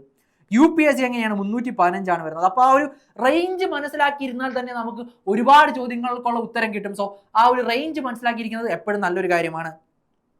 അടുത്തത്, who among the following was the chairman of planning commission when the first 5-year plan was started? ആദ്യത്തെ 5-year പ്ലാൻ സ്റ്റാർട്ട് ചെയ്തപ്പോൾ ആരായിരുന്നു ഫിനാൻസ് കമ്മീഷന്റെ ചെയർമാൻ എന്നാണ്. നമുക്കറിയാവുന്ന പോലെ തന്നെ ഫിനാൻസ് കമ്മീഷന്റെ ആയാലും ശരി, നീതി ആയോഗിന്റെ ആയാലും ശരി, എന്തിന്റെ ആണെങ്കിലും ശരി, പ്ലാനിംഗ് കമ്മീഷൻ ആണെങ്കിലും ശരി, അതുപോലെ നീതി ആയോഗ് ആണെങ്കിലും ശരി, എന്തിന്റെയും ചെയർമാൻ എപ്പോഴും ആരായിരിക്കും? നമ്മളുടെ പ്രൈം മിനിസ്റ്റർ ഓഫ് ഇന്ത്യ ആയിരിക്കും. അപ്പോൾ പ്രൈം മിനിസ്റ്റർ ആയിരിക്കും എപ്പോഴും ചെയർമാൻ ആയിട്ടുണ്ടായിരിക്കും. അന്നത്തെ കാലത്ത് ഫസ്റ്റ് 5-year പ്ലാൻ വരുമ്പോൾ പ്രൈം മിനിസ്റ്റർ ആയിരുന്നു ആര്? ജവഹർലാൽ നെഹ്റു. അപ്പോൾ ആ ചോദ്യത്തിന് ഉത്തരം ഈസിയാണ്. ഗുൽസാരിലാൽ നന്ദ ആയിരുന്നു വൈസ് ചെയർപേഴ്സൺ ആയിട്ടുണ്ടായിരുന്നത്. വൈസ് ചെയർമാൻ ആയിട്ടുണ്ടായിരുന്നത്. അത് ഇമ്പോർട്ടന്റ് ആയിട്ടും എന്തായാലും പഠിച്ചിരിക്കുക. ഇനി, Indian constitution gives the president the authority to declare 3 types of emergency. Which of the following is not among them? വളരെ ഈസി ആയിട്ടുള്ള ക്വസ്റ്റ്യൻ ആണ്. നമ്മൾ 3 എമർജൻസിയെ പഠിക്കുന്നുള്ളൂ. എന്തൊക്കെയാണ് പഠിക്കുന്നത്? ഒന്ന് നാഷണൽ എമർജൻസി, പിന്നെ സ്റ്റേറ്റിന്റെ എമർജൻസി, മൂന്നാമത്തേത് ഫിനാൻഷ്യൽ എമർജൻസി. 3 എമർജൻസിയല്ലേ നമ്മൾക്ക് പോളിറ്റിയിൽ പഠിക്കാനുള്ളൂ. ഈ പബ്ലിക് ഹെൽത്ത് എമർജൻസി എന്ന് പറഞ്ഞ സാധനം നമ്മൾ പഠിച്ചിട്ടുണ്ടോ? ഇല്ല അല്ലേ? അപ്പോൾ ഇത്രയേ ഉള്ളൂ. സിമ്പിളി നമുക്ക് എലിമിനേറ്റ് ചെയ്ത് കളയാനായിട്ട് പറ്റും. ആരും വിചാരിക്കരുത് കൊറോണയുടെ ലോക്ക്ഡൌൺ ഒക്കെ പബ്ലിക് ഹെൽത്ത് എമർജൻസി ആണെന്ന്. അങ്ങനെയല്ല. അതിനും വേണമെങ്കിൽ ഒരു നാഷണൽ എമർജൻസി ആയിരിക്കും നമ്മൾ ഡിക്ലെയർ ചെയ്യാനായിട്ട് പോകുന്നത്. അതായത് പബ്ലിക് ഹെൽത്ത് എമർജൻസി എന്ന് പറഞ്ഞൊരു സംഭവമല്ല. ഇനി, tropical evergreen forest are found in which of the following state of India? ഇവിടെയും നിങ്ങൾ പക്കയായിട്ട് നിങ്ങളുടെ യുക്തി ആലോചിക്കുക. നിങ്ങൾക്കറിയാലോ ഓരോ ടൈപ്പ് ഓഫ് ഫോറസ്റ്റിന്റെ പ്രത്യേകത. എവർഗ്രീൻ ആയിട്ട് നല്ല ഭൂരിഭാഗവും പച്ചപ്പൊക്കെ കാണുന്ന ഒരു ഫോറസ്റ്റുകൾ എവിടെയായിരിക്കും കാണപ്പെടുന്നത്? വെസ്റ്റേൺ ഗാർഡ്സ് പോലുള്ള സ്ഥലങ്ങളിലാണല്ലേ. ഇനി ഈസ്റ്റേൺ ഗാർഡ്സിൽ കാണാൻ പറ്റുമോ? ഇല്ല. മുകളിലേക്ക് പോയി കഴിയുമ്പോഴും കുറച്ച് സ്ഥലങ്ങൾ കാണാൻ പറ്റും, പക്ഷേ പ്രോപ്പർ ആയിട്ട് കാണാനായിട്ട് പറ്റില്ല. അപ്പൊ ട്രോപ്പിക്കൽ എവർഗ്രീൻ ആയിട്ട് ഫുൾ ടൈം പച്ചപ്പിൽ കാണാൻ പറ്റുന്ന നമ്മുടെ സൈലന്റ് വാലിയൊക്കെ പോലെയുള്ള കാടുകളൊക്കെ എവിടെയാണുള്ളത്? കേരളത്തിലാണല്ലേ. ഗുജറാത്തിൽ കാണാൻ പറ്റുമോ? ഇല്ല. രാജസ്ഥാനിൽ കാണാൻ പറ്റുമോ? ഇല്ല. മരുഭൂമിയാണ്. യുപിയിൽ കാണാൻ പറ്റുമോ? ഇല്ല. അപ്പൊ നമ്മുടെ ആ ഒരു പ്രദേശത്തിന്റെ ജോഗ്രഫി വെച്ച് തന്നെ ഒന്ന് ആലോചിച്ച് കഴിഞ്ഞാൽ നിങ്ങൾക്ക് ഉത്തരത്തിലേക്ക് എത്താനായിട്ട് പറ്റും. അടുത്തത്, which of the following was A non violent protest against British monopoly on salt production in 1930? അപ്പോൾ സോൾട്ട് പ്രൊഡക്ഷനുമായിട്ട് ബന്ധപ്പെട്ട് 1930 നടന്നിട്ടുള്ള ഏറ്റവും വലിയ പ്രൊട്ടസ്റ്റ് എന്തായിരുന്നു? ദണ്ഡി യാത്രയായിരുന്നു അല്ലെ. ദണ്ഡി യാത്ര സിവിൽ ഡിസോബീഡിയൻസ് മൂവ്മെന്റുമായിട്ട് ബന്ധപ്പെട്ടാണ്. പക്ഷേ ഉപ്പുമായിട്ട് ഫോക്കസ് ചെയ്ത് നടത്തിയിട്ടുള്ള ഒരു ഉപ്പ് സത്യാഗ്രഹം, ആ ഒരു യാത്ര എന്തായിരുന്നു? ദണ്ഡി യാത്രയായിരുന്നു. അത് ഇമ്പോർട്ടന്റ് ആണ്. അപ്പോൾ ദണ്ഡി യാത്രയായിരുന്നു അതുമായിട്ട് ബന്ധപ്പെട്ട്. ഇപ്പോൾ ഓരോ ഇമ്പോർട്ടന്റ് ആയിട്ടുള്ള മൂവ്മെന്റുകൾ നമ്മുടെ ഫ്രീഡം സ്ട്രഗിൾ പഠിക്കുമ്പോൾ പഠിക്കേണ്ട രീതി എന്ന് പറഞ്ഞു കഴിഞ്ഞാൽ, ഒന്ന് non corporation movement, civil disobedience movement, quit India movement. ഈ 3 മൂവ്മെന്റുകളും ഏത് കോൺഗ്രസ് സെഷനിലാണ് പാസ്സാക്കിയത്, റെസൊല്യൂഷൻ പാസ്സാക്കുന്നത്, ആരൊക്കെയായിരുന്നു ഇമ്പോർട്ടന്റ് ആയിട്ടുള്ള ലീഡേഴ്സ്, എങ്ങനെയായിരുന്നു അതിന്റെ പ്രോഗ്രസ്? ഇപ്പോൾ ചൗരി ചൗര ഇൻസിഡന്റ് കാരണം ക്യാൻസൽ ചെയ്തത് ഏത് മൂവ്മെന്റ് ആയിരുന്നു? എപ്പോഴും ചോദിക്കുന്ന ഒരു ചോദ്യമാണ്. അതുപോലെ തന്നെ എന്തെങ്കിലും പ്രധാനപ്പെട്ട സംഭവങ്ങൾ ആ ഒരു സമരങ്ങളിൽ നടന്നിട്ടുണ്ടോ? ഇത്രയും ബേസിക് ആയിട്ട് ഒരു 4-5 കാര്യങ്ങൾ എപ്പോഴും ഓരോ ഇവന്റും എഴുതി വെക്കുക. അതിന് താഴെ ഒരു 4-5 പോയിന്റുകൾ എഴുതി വെക്കുക. അങ്ങനെ പഠിക്കാനായിട്ട് ശ്രമിക്കുക. ആ ഒരു പോയിന്റുകളിൽ നിന്ന് തന്നെയായിരിക്കും ഭൂരിഭാഗവും നമ്മുടെ RRBയുടെ ചോദ്യങ്ങൾ വരാനായിട്ട് പോകുന്നത്. ഈ ഒരു ആംഗിളിൽ പഠിക്കുക. ഏതാണ് ആ കോൺഗ്രസ് സെഷൻ, ആരൊക്കെയാണ് ഇമ്പോർട്ടന്റ് ആയിട്ടുള്ള ലീഡേഴ്സ്, പ്രധാന സംഭവങ്ങൾ എന്തൊക്കെയാണ്, ഈ ഒരു രീതിക്ക് പഠിച്ചു വെച്ചാൽ തന്നെ നമുക്ക് എക്സാമിന് പക്കയായിട്ട് സ്കോർ ചെയ്തെടുക്കാനായിട്ട് പറ്റും. ഇനി in which year was Gandhi Irwin pact signed? നമുക്ക് ഇങ്ങനെ ആലോചിച്ചാൽ മതി. ഗാന്ധി ഇർവിൻ പാക്ട് എന്തിന്റെ ഭാഗമായിട്ടാണ് സൈൻ ചെയ്യുന്നത്? സിവിൽ ഡിസോബീഡിയൻസ് മൂവ്മെന്റ് ക്യാൻസൽ ചെയ്യാൻ വേണ്ടിയിട്ടാണ് സൈൻ ചെയ്യുന്നത്. സിവിൽ ഡിസോബീഡിയൻസ് മൂവ്മെന്റ് എപ്പോഴായിരുന്നു? 1930-കളിലായിരുന്നു. 1940 അപ്പോൾ അല്ല, 1920 അല്ല, 1925 അല്ല, 1931 ആയിരിക്കും. സിമ്പിൾ ചോദ്യമാണ് അല്ലെ. ഈസി ആയിട്ട് നമുക്ക് ആൻസർ ചെയ്യാനായിട്ട് പറ്റും. അപ്പൊ നമുക്ക് എക്സാക്ട് ഇയർ അറിയില്ലെങ്കിൽ പോലും അന്നേരം ഇത്തരത്തിലുള്ള യുക്തികൾ ഉപയോഗിക്കുക. ഇനി which of the following state is the largest producer of saffron? നമുക്കറിയാവുന്ന പോലെ തന്നെ സാഫ്രോൺ എവിടെയാണ് കാണപ്പെടുന്നത്? ജമ്മു ആൻഡ് കാശ്മീർ. അങ്ങോട്ടേക്ക് പോകുമ്പോൾ ജമ്മു ആൻഡ് കാശ്മീരിലാണ് എന്ത്? സാഫ്രോൺ ഏറ്റവും കൂടുതൽ കാണപ്പെടുന്നത്. നമ്മൾ ബേസിക് ആയിട്ട് ജോഗ്രഫിയിൽ പഠിക്കുന്ന ഫാക്ച്വൽ ചോദ്യങ്ങളിൽ ഒന്നാണ്. ഇതൊക്കെ ഡയറക്ട്ലി തെറ്റിക്കാതെ നമ്മൾ എന്തായാലും മസ്റ്റ് ആയിട്ട് ആൻസർ ചെയ്തിരിക്കേണ്ട ചോദ്യങ്ങളിൽ ഒന്നാണ്. ഏറ്റവും അധികം റിപ്പീറ്റഡ് ആയിട്ട് ചോദിക്കുന്ന ചോദ്യങ്ങളിലും ഒന്ന് തന്നെയാണ്. അപ്പോൾ മക്കളെ, ഇതുപോലെ വളരെ സ്മാർട്ടായിട്ട് നിങ്ങൾക്ക് പഠിക്കണമെന്നാണ് നിങ്ങളുടെ ആഗ്രഹമെങ്കിൽ നമ്മളുടെ ആ ഗ്രൂപ്പ് ഡിക്ക് വേണ്ടിയിട്ട് ഒരു അടിപൊളി അശ്വ ബാച്ച് ലോഞ്ച് ആയിട്ടുണ്ട്. കിടിലൻ ബാച്ചാണ്. നമ്മളുടെ ഡയറക്റ്റ് ടീച്ചേഴ്സ് തന്നെയായിരിക്കും മെന്റർഷിപ്പും കാര്യങ്ങളൊക്കെ തരാനായിട്ട് പോകുന്നത്. കൂടാതെ നിങ്ങൾക്ക് പക്ക പ്രോപ്പർ ആയിട്ട് പ്ലാൻ ഇട്ട് സ്റ്റഡി പ്ലാനോട് കൂടിയായിരിക്കും നിങ്ങളെ പഠിപ്പിക്കുന്നത്. അതായത് ഇപ്പോൾ നിങ്ങൾ വിചാരിക്കുന്ന പോലെ നിങ്ങൾ ഒരു ഓൺലൈൻ സബ്സ്ക്രിപ്ഷൻ എടുത്തു കഴിഞ്ഞാൽ എന്തായിരിക്കും സംഭവിക്കുന്നത്? നിങ്ങളുടെ ഇഷ്ടത്തിന് നിങ്ങളുടെ ഇഷ്ടമുള്ള ക്ലാസ്സുകൾ കാണും. അതിൽ ഏതെങ്കിലുമൊക്കെ റെക്കോർഡ് ക്ലാസ് കിടപ്പുണ്ടാവും. എൻ്റെ സൗകര്യത്തിന് എടുത്തിരുന്ന് കാണും. അതുപോലെ തന്നെ എനിക്ക് ഇഷ്ടമുള്ളപ്പോൾ പഠിച്ചു തീർക്കും. ഇങ്ങനെ നമ്മളുടെ ഇഷ്ടത്തിനായി കഴിയുമ്പോഴുള്ള കുഴപ്പം എന്താണെന്നറിയാമോ? നിങ്ങൾ ഓരോ ദിവസവും വളരെയധികം റിലാക്സ്ഡ് ആയിരിക്കും. നിങ്ങൾ വളരെ പയ്യെ പോകും. എക്സാം വരുമ്പോഴേക്കും ഇതെല്ലാം കൂടി ക്ലാസ്സസ് കാണില്ല, നിങ്ങൾ നോട്ട്സ് പ്രോപ്പറായിട്ട് വായിക്കില്ല, മോക്ക് ടെസ്റ്റ് എടുക്കാൻ സമയം കിട്ടില്ല. ഏറ്റവും അവസാനം എങ്ങനെയൊക്കെ ഓടിച്ചിട്ട് ഈ നോട്ട് മാത്രം വായിച്ചിട്ട് പോയി എക്സാം എഴുതിയിട്ട് പറയും ഒരു 10 മാർക്കോ അല്ലെങ്കിൽ 15 മാർക്കോ ഒക്കെ കിട്ടിയിരുന്നെങ്കിൽ ഞാൻ കയറിപ്പോയെന്നൊക്കെ പറയും. പക്ഷെ ചുമ്മാതാണ്. ഒരു 10, 20, 30 മാർക്കിൻ്റെയൊക്കെ ഷോർട്ടേജ് എല്ലാവർക്കും ഉണ്ടാവും. ഇവിടെ നിങ്ങൾ മനസ്സിലാക്കിയിരിക്കേണ്ട ഒരു കാര്യം, നിങ്ങളുടെ എക്സാം എന്നാണെന്ന് വ്യക്തമായിട്ട് കാൽക്കുലേറ്റ് ചെയ്തിട്ട് നിങ്ങൾക്ക് വീക്കിലി ഒരു സ്റ്റഡി പ്ലാൻ അനുസരിച്ചായിരിക്കും നമ്മളുടെ ക്ലാസ്സസ് മുന്നോട്ട് പോകുന്നത്. ഇപ്പോൾ നിങ്ങൾക്കൊരു ആഴ്ച തുടങ്ങുന്നതിന് മുന്നേ തന്നെ നിങ്ങൾക്കൊരു സ്റ്റഡി പ്ലാൻ തരും. ആ സ്റ്റഡി പ്ലാനിൽ ഇന്ന ദിവസം ഇത്ര ക്ലാസ്സസ് ഉണ്ടാവും, ഇത്ര റെക്കോർഡ് ക്ലാസ്സസ് ഉണ്ടാവും, ഇത്ര ലൈവ് ക്ലാസ് ഉണ്ടാവും, ഇത്ര ടോപ്പിക് നിങ്ങൾ പഠിക്കണം. ഈ ടോപ്പിക്കുകൾ നിങ്ങൾ പഠിച്ചോ ഇല്ലെന്നൊരു മെന്റർ വിളിച്ച് അന്വേഷിക്കും. അതുപോലെ തന്നെ നിങ്ങൾക്ക് എന്തെങ്കിലും ഡൗൺ ആയി പോവുകയാണ്, നിങ്ങൾക്ക് എന്തെങ്കിലും പ്രശ്നങ്ങൾ ഫേസ് ചെയ്യണമെങ്കിൽ നിങ്ങൾക്ക് ഡയറക്റ്റ്ലി മെന്ററെ വിളിക്കാം. അതല്ലെങ്കിൽ മെന്റർ നിങ്ങളെ വിളിക്കുന്ന സമയത്ത് നിങ്ങൾക്ക് കമ്മ്യൂണിക്കേറ്റ് ചെയ്യാം. ഇതൊന്നും കൂടാതെ നിങ്ങൾക്ക് ഓരോ വീക്കിലിയും മോട്ടിവേറ്റിംഗ് സെഷൻസ് ഡയറക്റ്റ്ലി നമ്മുടെ അമൽ സാറിൻ്റെയും അതുപോലെ തന്നെ മറ്റ് ഫാക്കൽറ്റീസിൻ്റെ ഒക്കെ ഡയറക്റ്റ് ഗൈഡൻസിൽ മോട്ടിവേറ്റിംഗ് സെഷൻസ് ഉണ്ടാവും. അപ്പോൾ ഈ മോട്ടിവേറ്റിംഗ് സെഷൻസ് എന്തിനാണെന്ന് പറഞ്ഞു കഴിഞ്ഞാൽ നമ്മളൊന്ന് ചാർജ് ആവാൻ വേണ്ടിയിട്ടാണ്. നിങ്ങൾ വളരെ ഡൗൺ ആയിട്ടിരിക്കുകയായിരിക്കും. ഒരാഴ്ച മുഴുവൻ പഠിച്ചിട്ട് വിചാരിച്ച പോലെ നിങ്ങൾക്ക് പഠിച്ചു തീർക്കാൻ പറ്റിയിട്ടുണ്ടാവില്ല, വിചാരിച്ച പോലുള്ള മോക്ക് ടെസ്റ്റിൽ എടുക്കാൻ പറ്റിയിട്ടുണ്ടാവില്ല. ഇതൊക്കെ എല്ലാവർക്കും പറ്റുന്ന പ്രശ്നങ്ങളാണ്. അപ്പോൾ എന്താണ് നിങ്ങൾക്ക് ആ ഒരു സമയം വേണ്ടത്? ഒരു ബൂസ്റ്റ് ആണ്, അല്ലെങ്കിൽ ഒരു മോട്ടിവേറ്റിംഗ് ആയിട്ടുള്ള നമുക്കൊരു എനർജറ്റിക് ആയിട്ട് വരുന്ന സെഷൻസ് ആണ്. അപ്പോൾ അത്തരം സെഷൻസ് ഉണ്ടാവും. സോ എല്ലാം ഇൻക്ലൂഡ് ചെയ്തിട്ടുള്ള ഒരു കോംപ്രിഹെൻസീവ് പാക്കേജ് ആണ് നമ്മുടെ ഗ്രൂപ്പ് ഡിയുടെ അശ്വ ബാച്ച് എന്ന് പറഞ്ഞു കഴിഞ്ഞാൽ. അപ്പോൾ RRBയുടെ നിങ്ങൾക്ക് ഇത്തവണ ഞങ്ങളുടെ റിസൾട്ട് നോക്കിയാൽ തന്നെ മനസ്സിലാവുന്ന ഒരു കാര്യമാണ് NTPCക്ക് എന്തുമാത്രം CBT 1, 2 റിസൾട്ടുകളാണ് നമ്മൾക്ക് ഉണ്ടായിരിക്കുന്നതെന്ന്. സോ ഇതുപോലുള്ള നല്ല അടിപൊളി ഗൈഡൻസോട് കൂടി സ്മാർട്ട് ആയിട്ട് പഠിക്കാനാണ് ആഗ്രഹമെങ്കിൽ താഴെ കാണുന്ന ഗൂഗിൾ ഫോം ഒന്ന് ഫില്ല് ചെയ്യുക. അതല്ലെങ്കിൽ ഈ കാണുന്ന 8281223366 എന്ന് പറയുന്ന നമ്പറിൽ നമ്മളെ ഒന്ന് കോൺടാക്ട് ചെയ്യുക. അപ്പോൾ നമ്മുടെ അടുത്ത ചോദ്യത്തിലേക്ക് കടക്കാനായിട്ട് പോവുകയാണ്. Right to education act was enacted in which year in India? Simple ചോദ്യമാണ്. RTE വരുന്നത് നമുക്കറിയാവുന്ന പോലെ തന്നെ 86th കോൺസ്റ്റിറ്റ്യൂഷണൽ അമെന്റ്മെന്റ്, 86ാമത്തെ ഭരണഘടനാ ഭേദഗതി വഴിയാണ് റൈറ്റ് ടു എഡ്യൂക്കേഷൻ വരുന്നത്. ഇത് 2009 നിലവിൽ വരുന്നത്. അപ്പോൾ 2009 RTE ആക്ട് നിലവിൽ വരുന്നത്. എപ്പോഴും ചോദിക്കുന്ന ഒരു ചോദ്യമാണ്, പഠിച്ചു വെച്ചിരിക്കുക. അടുത്തത്, which of the following language is not a classical language in India? ഈ ക്ലാസിക്കൽ ലാംഗ്വേജ് എന്ന് പറയുന്ന ഭാഗം അഗെയിൻ വളരെ ഇമ്പോർട്ടന്റ് ആണ്. നമുക്കറിയാവുന്ന പോലെ തന്നെ പുതുതായിട്ട് ഒരുപാട് ക്ലാസിക്കൽ ലാംഗ്വേജസ് കൂടി ആഡ് ആയിട്ടുണ്ട്. അപ്പോൾ ക്ലാസിക്കൽ ലാംഗ്വേജസ് പുതുതായിട്ട് ആഡ് ആയിരിക്കുന്ന ഏതൊക്കെയാണെന്നുള്ളത് കൂടി ഒന്ന് പഠിച്ചു വെച്ചിരിക്കണം. നമുക്കറിയാവുന്നതുപോലെ തന്നെ ക്ലാസിക്കൽ ലാംഗ്വേജ് ഏതൊക്കെയാണ്? ഒഡിയ ക്ലാസിക്കൽ ലാംഗ്വേജ് ആണ് അല്ലേ? സാൻസ്ക്രിറ്റ് ആണ്, തമിഴാണ്, ബംഗാളി ക്ലാസിക്കൽ ലാംഗ്വേജ് ആണോ? അല്ല. സോ ബംഗാളി ക്ലാസിക്കൽ ലാംഗ്വേജ് അല്ല എന്ന് മനസ്സിലാക്കിയിരിക്കുക. പുതുതായിട്ട് ഫോം ചെയ്തിട്ടുള്ള പാലി, അതുപോലെ തന്നെ പ്രാകൃത്, പിന്നെ ആസാമീസ്, അതുപോലെ തന്നെ മറാത്തി. അപ്പോൾ ഇത്രയും കാര്യങ്ങൾ എന്താണ് ഇമ്പോർട്ടന്റ് ആയിട്ട് എന്തായാലും പഠിച്ചിരിക്കുക. ഓക്കെ, അപ്പൊ മക്കളെ അടുത്തൊരു ചോദ്യം എന്ന് പറഞ്ഞു കഴിഞ്ഞാൽ നമ്മുടെ ക്ലാസിക്കൽ ലാംഗ്വേജ് ആയിട്ട് ബന്ധപ്പെട്ട ചോദ്യമാണ്. ക്ലാസിക്കൽ ലാംഗ്വേജ് ചോദിച്ചു കഴിഞ്ഞാൽ which of the following languages is not a classical language in India എന്നാണ് ചോദിച്ചിരിക്കുന്നത്. അപ്പോൾ ക്ലാസിക്കൽ ലാംഗ്വേജ് നോക്കി കഴിഞ്ഞാൽ മനസ്സിലാവും നമുക്ക് ബംഗാളി ക്ലാസിക്കൽ ലാംഗ്വേജ് ആയിട്ടന്ന് 2022 വരെ ചോദിച്ചിട്ടുണ്ട്. നമുക്ക് 2024 ബംഗാളി ക്ലാസിക്കൽ ലാംഗ്വേജ് ആയിട്ട് വന്നിരിക്കുന്നത്. സോ ഡെഫിനറ്റ്ലി എന്ത് മനസ്സിലാക്കിയിരിക്കുക, ഇവിടെ ബംഗാളി ആയിരുന്നു ഉത്തരത്തിൽ വരേണ്ടത്. പക്ഷേ ബംഗാളി ഇപ്പോൾ നിലവിൽ ക്ലാസിക്കൽ ലാംഗ്വേജ് ആണ്. നമുക്കറിയാവുന്ന പോലെ തന്നെ മറാത്തി ഉണ്ട്, അതുപോലെ തന്നെ ആസാമീസ് ഉണ്ട്, പിന്നെ ബംഗാളി ഉണ്ട്, പിന്നെ നോക്കിക്കഴിഞ്ഞാൽ നമ്മുടെ പാലി ഉണ്ട്, ഏൻഷ്യന്റ് ലാംഗ്വേജസ് ആയിട്ടുള്ള പാലി ഉണ്ട്, പ്രാകൃത് ഉണ്ട്, അതുപോലെ തന്നെ നമ്മുടെ സൗത്ത് ഇന്ത്യൻ ലാംഗ്വേജസ് പ്ലസ് ആ ഒരു ഒഡിയ ലാംഗ്വേജ്. ഇത്രയുമാണ് നമുക്ക് എവിടെയുള്ളത്, നമുക്ക് നിലവിൽ ക്ലാസിക്കൽ ലാംഗ്വേജ് സ്റ്റാറ്റസ് ഉള്ളത്. അപ്പോൾ ഈ ഒരു ലാംഗ്വേജസ് ആരും മിസ് ചെയ്യാതെ തന്നെ പഠിച്ചിരിക്കുക. ഓക്കെ, അടുത്തത്, which of the following is not a tributary of Yamuna river system? Okay, which of the following is not a tributary of Yamuna river system? യമുനയുടെ ട്രിബ്യൂട്ടറി അല്ലാത്ത എന്താണ്? നമുക്കറിയാവുന്ന പോലെ തന്നെ ഇവിടെ നോക്കിക്കേ, സിമ്പിൾ അല്ലേ. ഹിൻഡോൺ നമ്മൾ കേട്ടിട്ടില്ല എന്ന് വിചാരിക്കുക. പോട്ടെ, ചമ്പാല് നമുക്കറിയാം, സിന്ധ് നമുക്കറിയാം. പക്ഷേ ചേനാബന്ദിന്റെയാണ്, ഇൻഡസിന്റെ ട്രിബ്യൂട്ടറി ആണല്ലേ. ഇൻഡസ് നദിയുടെ ട്രിബ്യൂട്ടറി ആണ് എന്ത്, നമ്മുടെ ചേനാബ് എന്ന് പറഞ്ഞാൽ. സ്വാഭാവികമായിട്ട് യമുനയുടെ ട്രിബ്യൂട്ടറി ആയിട്ട് എന്ത് വരില്ല, ചേനാബ് വരില്ല. സിമ്പിൾ ചോദ്യമാണ്. ഓക്കെ, അടുത്തത്, largest brackish water lake of India is present in which state? അപ്പോൾ ഏറ്റവും വലിയ ബ്രാക്കിഷ് വാട്ടർ ലേക്ക് ഏതാണ്? ഫ്രഷ് വാട്ടർ ലേക്ക് ഏതാണ്? സാൾട്ട് വാട്ടർ ലേക്ക് ആണ്. വളരെ ഇമ്പോർട്ടന്റ് ആണ്. ബ്രാക്കിഷ് വാട്ടർ ലേക്ക് എന്താണ്? ഒഡീഷയിലുള്ള ചിലിക്ക ലേക്ക് ആണല്ലേ. സോൾട്ട് വാട്ടർ ലേക്ക് ഏതാണ്? സാമ്പാർ ലേക്കാണ് രാജസ്ഥാനിലുള്ളത്. ഇനി സോൾട്ട് വാട്ടർ ലേക്ക് എന്ന് പറഞ്ഞാൽ രാജസ്ഥാനിലുള്ള സാമ്പാർ ലേക്കാണ്. അതുപോലെ തന്നെ ഫ്രഷ് വാട്ടർ ലേക്ക് എന്ന് പറഞ്ഞാൽ വൂളാർ ലേക്കാണ് കാശ്മീരിലുള്ളത്. അപ്പോൾ അത് ഇമ്പോർട്ടന്റ് ആണ്. 3 ലേക്കുകളൊന്ന് പഠിച്ചിരിക്കുക. അടുത്തത്, which physiographic division covers a distance of 2500 kilometre from Indus to Brahmaputra in west east direction? Indus Brahmaputra നദികൾ രണ്ടും കവർ ചെയ്ത് പോകുന്ന മേജർ ഫിസിയോഗ്രാഫിക് ഡിവിഷൻ ഏതായിരിക്കും? നിങ്ങളൊന്ന് ജസ്റ്റ് മനസ്സിലാലോചിച്ച് നോക്കി. നമ്മുടെ ഇൻഡസ് നദിയുണ്ട്, ബ്രഹ്മപുത്ര നദിയുണ്ട്. ഇത് രണ്ടും കൂടി കവർ ചെയ്യാൻ സാധ്യതയുള്ളത്, വെസ്റ്റ് ഈസ്റ്റ് ഡയറക്ഷനിൽ കവർ ചെയ്യാൻ സാധ്യതയുള്ളത് ഒരൊറ്റ ഫിസിയോഗ്രാഫിക് ഡിവിഷൻ അല്ലേ ഉള്ളൂ. ഏതാണ്? നമ്മുടെ ഹിമാലയാസ് ആണ്. സിമ്പിൾ ആണ്, നമ്മളത് മനസ്സിലാലോചിച്ചാൽ മതി. 2 നദികളുണ്ട്. ഇപ്പോൾ ഇൻഡസിന്റെ അങ്ങോട്ടേക്ക് നോക്കി കഴിഞ്ഞാൽ നമുക്കറിയാവുന്ന പോലെ തന്നെ ഇൻഡസ് പ്ലെയിൻസ് വേണമെങ്കിൽ നോർത്തേൺ പ്ലെയിൻസ് ഒക്കെ പറയാം.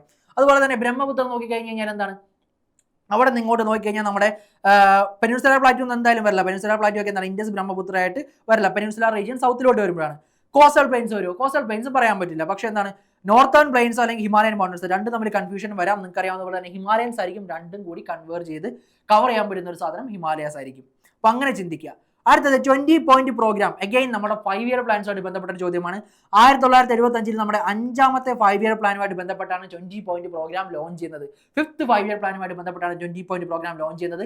5th 5 ഇയർ പ്ലാൻ വളരെ ഇമ്പോർട്ടന്റ് ആണ്. ഗരീബി ഹട്ടോ അങ്ങനെ കുറെ സാധനങ്ങളൊക്കെ കൊണ്ടുവന്നിട്ടുള്ള 5 ഇയർ പ്ലാൻസ് ഒക്കെ ഉണ്ട്. ആ 5 ഇയർ പ്ലാൻസ് എല്ലാം ഇമ്പോർട്ടന്റ് ആയിട്ടാണ് പഠിച്ചു വെച്ചിരിക്കുക.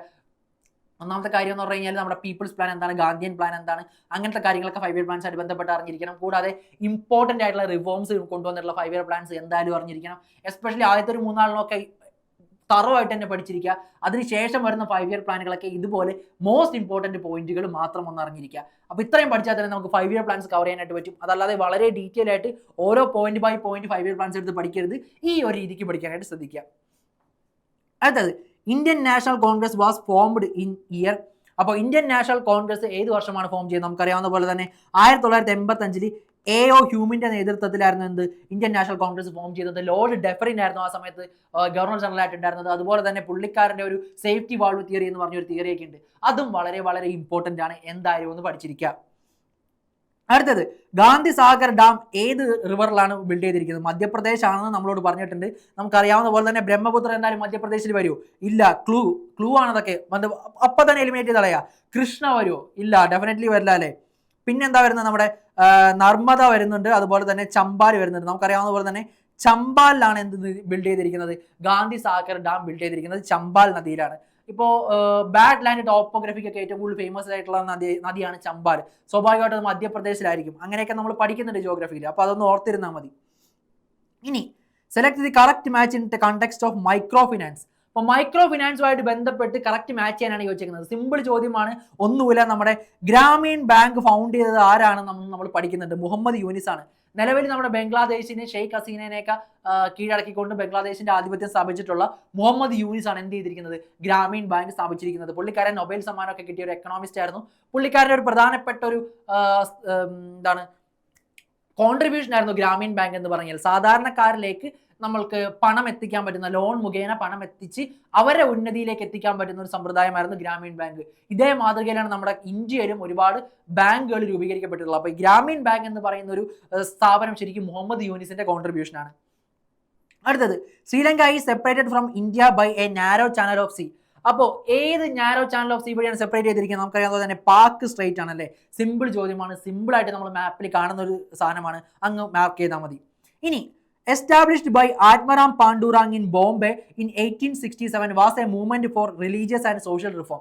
സിമ്പിൾ ചോദ്യമാണ്, എന്താണ് ആത്മറാം പാണ്ഡുറാങ് എസ്റ്റാബ്ലിഷ് ചെയ്തിട്ടുള്ള സോഷ്യൽ റിഫോം മൂവ്മെന്റിന്റെ പേരെന്താണ്? പ്രാർത്ഥനാ സമാജാണല്ലേ. എം ജി റാനാഡയുടെ ഒക്കെ സഹായത്തോടു കൂടി ആത്മറാം പാണ്ഡുറാങ് എസ്റ്റാബ്ലിഷ് ചെയ്തിട്ടുള്ള സോഷ്യൽ റിഫോം ഇൻസ്റ്റിറ്റ്യൂഷന്റെ പേരായിരുന്നു എന്ത്, പ്രാർത്ഥനാ സമാജ് എന്ന് പറഞ്ഞു കഴിഞ്ഞാൽ. അപ്പോൾ സോഷ്യൽ റിഫോം മൂവ്മെന്റ്സുമായിട്ട് ബന്ധപ്പെട്ട് എല്ലാ ഇൻസ്റ്റിറ്റ്യൂഷൻസും ആരൊക്കെയാണ് ഫൗണ്ട് ചെയ്തത് എന്നുള്ളത് വളരെ ഇമ്പോർട്ടന്റ് ആണ്. അതിന്റെ ഇയർ പഠിച്ചില്ലെങ്കിലും ആ വ്യക്തികളെ പഠിച്ചിരിക്കുക. അതുപോലെ തന്നെ നമുക്കറിയാവുന്ന സത്യശോചക് സമാജ്, ഗുലാംഗിരി പോലുള്ള ഇമ്പോർട്ടന്റ് പുസ്തകങ്ങളൊക്കെ ആരാണ് എഴുതിയത് എന്നുള്ളത് എന്തായാലും ഒന്ന് പഠിച്ചിരിക്കുക. അടുത്തത്, Tamil language was declared as A classical language of India in. Again repeated ആയിട്ട് ചോദിച്ചിട്ടുള്ള, വളരെയധികം റിപ്പീറ്റഡ് ആയിട്ട് ചോദിച്ചിട്ടുള്ള ചോദ്യമാണ്. തമിഴ് എപ്പോഴാണ് ക്ലാസിക്കൽ ലാംഗ്വേജ് ആയിട്ട് പ്രഖ്യാപിക്കുന്നത്? 2004 തമിഴ് ക്ലാസിക്കൽ ലാംഗ്വേജ് ആയിട്ട് പ്രഖ്യാപിച്ചത്. അടുത്തത്, which fundamental duty was added through the 86th constitutional amendment act 2002. അപ്പോൾ ഏത് ഫണ്ടമെന്റൽ ഡ്യൂട്ടിയാണ് 86ാമത്തെ കോൺസ്റ്റിറ്റ്യൂഷൻ അമെൻഡ്മെന്റ് വഴി ആഡ് ചെയ്തത്? നമ്മൾ നേരത്തെ പഠിച്ച ചോദ്യത്തിന്റെ അതേ ഉത്തരം. പല തവണയായിട്ട് ഈ റൈറ്റ് ടു എഡ്യൂക്കേഷൻ എന്ന് പറയുന്ന ഈ ഒരു ടോപ്പിക്കിൽ നിന്ന് ക്വസ്റ്റ്യൻ വന്നിട്ടുണ്ട്. നമുക്കറിയാവുന്ന പോലെ തന്നെ റൈറ്റ് ടു എഡ്യൂക്കേഷൻ ആക്ടുമായിട്ട് ബന്ധപ്പെട്ട അമെൻമെന്റ് അത് പാസ്സാക്കിയിട്ടുള്ള ഇയർ, എവിടെയൊക്കെ കാര്യങ്ങളാണ് ചേഞ്ച് വരുത്തിയിട്ടുള്ളത്? നമ്മുടെ ഫണ്ടമെന്റൽ റൈറ്റ്സിൽ ചേഞ്ച് വരുത്തി, DPSPയിൽ ചേഞ്ച് വരുത്തി, ഫണ്ടമെന്റൽ ഡ്യൂട്ടിയിൽ ചേഞ്ച് വരുത്തി. ഇത്രയും കാര്യങ്ങൾ റിപ്പീറ്റഡ് ആയിട്ട് മാറി മാറി ചോദിച്ചുകൊണ്ടിരിക്കുന്ന സംഭവമാണ്. അപ്പോൾ എന്തായാലും നിങ്ങൾ പഠിച്ചിരിക്കേണ്ട ഒരു സംഭവമാണത്. Most importantly പഠിച്ചിരിക്കുക. നമ്മുടെ 11ാമത്തെ ഫണ്ടമെന്റൽ ഡ്യൂട്ടി എന്താണ്? 86th കോൺസ്റ്റിറ്റ്യൂഷണൽ അമെൻമെന്റ് ആക്ട് വഴി ആഡ് ആക്കിയിട്ടുള്ളതാണ്. ഓക്കെ. അടുത്തത്, river dash flows through the Chota Nagpur plateau. നമുക്കറിയാവുന്ന പോലെ തന്നെ നമ്മുടെ ദാമോദറാണ് എന്ത് ചെയ്തിരിക്കുന്നത്, ചോട്ടാ നാഗ്പൂർ പ്ലാറ്റ്യൂൽ കൂടെ ഒഴുകുന്ന നദി എന്ന് പറഞ്ഞാൽ ദാമോദർ എന്ന് പറയുന്ന നദിയാണ്. ഓരോ നദികളും ഇമ്പോർട്ടൻ്റ് ആയിട്ട് ഒഴുകുന്ന ആ ഒരു ഏരിയാസും സംഭവങ്ങളൊക്കെ ഓർത്തിരിക്കുക. ഇപ്പൊ നമുക്കറിയാവുന്ന പോലെ കൃഷ്ണ, ഗോദാവരി, അതുപോലെ തന്നെ കാവേരി, ഇൻഡസ്, ഗംഗ, ബ്രഹ്മപുത്ര, ഇത്തരം നദികൾ ഒഴുകുന്ന സ്ഥലങ്ങൾ മാത്രമല്ല, ഏതൊക്കെ നദികൾ ഏതൊക്കെ ഇമ്പോർട്ടൻ്റ് ആയിട്ടുള്ള സിറ്റീസിലൂടെ ഒഴുകുന്നു ഇന്ത്യയുടെ, ഇമ്പോർട്ടൻ്റ് ആണ്. ഏതെങ്കിലും പ്ലാറ്റ്യൂസിനെ രണ്ടായിട്ട് മുറിച്ചുകൊണ്ട് ഒഴുകുന്നുണ്ടോ, അല്ലെങ്കിൽ ഇമ്പോർട്ടൻ്റ് ആയിട്ട് റിവേഴ്സ് പണിതിട്ടുള്ള ഡാമുകളും, ഇതൊക്കെ എന്തായാലും നമ്മൾ പഠിച്ചിരിക്കണം. എന്തായാലും പഠിച്ചിരിക്കേണ്ട സംഭവങ്ങളാണ്. നമ്മൾ GK വാസ്റ്റ് ആണെന്ന് വിചാരിച്ച് പഠിക്കാതിരിക്കരുത്. ഇത്തരം ടോപ്പിക്കുകൾ നിങ്ങൾ എന്തായാലും പഠിച്ചിരിക്കണം. റിവേഴ്സ്, ലേക്സ്, ഡാംസ്, ഇതൊക്കെ മോസ്റ്റ് കോമൺലി ചോദിക്കുന്ന ചോദ്യങ്ങളിൽ ഒന്ന് തന്നെയാണ്. അടുത്തത്, who is the highest law officer in India? ഏറ്റവും ഹയസ്റ്റ് ലോ ഓഫീസർ ആയിരിക്കും ആര്? നമ്മുടെ state attorney general. Attorney general of India ആയിരിക്കും എന്ത് സംഭവിക്കാനായിട്ട് പോകുന്നത്? ഏറ്റവും highest law officer. Law officer എന്ന് പറഞ്ഞാൽ ആരായിരിക്കും? നിയമപാലകൻ. നമുക്ക് പ്രസിഡന്റ് ആണോ? അല്ല. പ്രൈം മിനിസ്റ്റർ ആണോ? അല്ല. അഡ്വക്കേറ്റ് ജനറൽ ആണോ? അത് സ്റ്റേറ്റിനാണ്. അറ്റോർണി ജനറൽ ആയിരിക്കും എന്ത് highest law officer in India. Simple യുക്തി അങ്ങ് ഉപയോഗിച്ചാൽ മതി. അടുത്തത്, ജനറലി എ ഗ്രാമപഞ്ചായത്ത് is constituted for dash years. അപ്പോൾ ഒരു ഗ്രാമപഞ്ചായത്തിന്റെ കാലാവധി എപ്പോഴാണ്? നമുക്കറിയാവുന്ന പോലെ തന്നെ 5 വർഷമാണല്ലേ. ജനറലി 5 വർഷമായിരിക്കും എന്ത് ഒരു ഗ്രാമപഞ്ചായത്ത് കോൺസ്റ്റിറ്റ്യൂട്ട് ചെയ്യുന്നത് സാധാരണഗതിയിൽ 5 വർഷത്തേക്കാണ്. ഇനി Durga Puja is the main festival of. നമുക്കറിയാവുന്ന പോലെ തന്നെ യുനെസ്കോയുടെ ലിസ്റ്റിൽ ഉൾപ്പെടുത്തിയിട്ടുള്ള സാധനമാണ് ദുർഗാ പൂജ.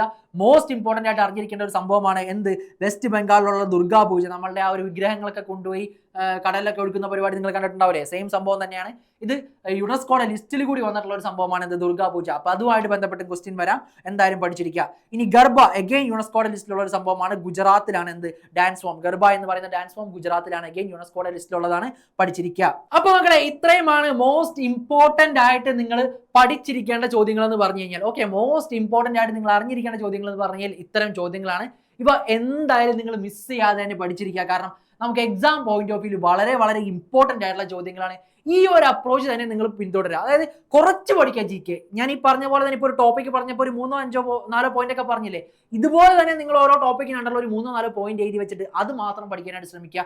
അതല്ലാതെ ഭയങ്കര ഡീറ്റെയിൽ ആയിട്ട് നിങ്ങൾ പഠിച്ചു പോയി കഴിഞ്ഞാൽ നിങ്ങൾ പഠിച്ച് നിങ്ങളുടെ നിലവാരം വളരെ ഉയരുമെന്നല്ലാതെ ഒരിക്കലും എക്സാം പോയിന്റ് ഓഫ് വ്യൂ നിങ്ങൾക്ക് ക്രാക്ക് ചെയ്തെടുക്കാനായിട്ട് പറ്റില്ല. കാരണം നിങ്ങൾക്ക് ഒരുപാട് സബ്ജക്റ്റുകൾ പഠിക്കാനുണ്ട്, മാത്സ്, റീസണിങ് പഠിക്കാനുണ്ട്, കറണ്ട് അഫയർ ഏറ്റവും അധികം വെയിറ്റേജ് ഉള്ള സാധനം നിങ്ങൾക്ക് മാക്സിമം റിവൈസ് ചെയ്ത് തറോ ഒക്കെ ആയിട്ട് പോകാനുണ്ട്.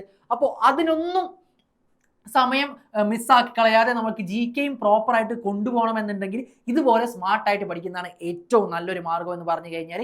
അപ്പോൾ എപ്പോഴും സ്മാർട്ടായിട്ട് പഠിക്കുക, നല്ല അടിപൊളിയായിട്ട് പഠിക്കുക.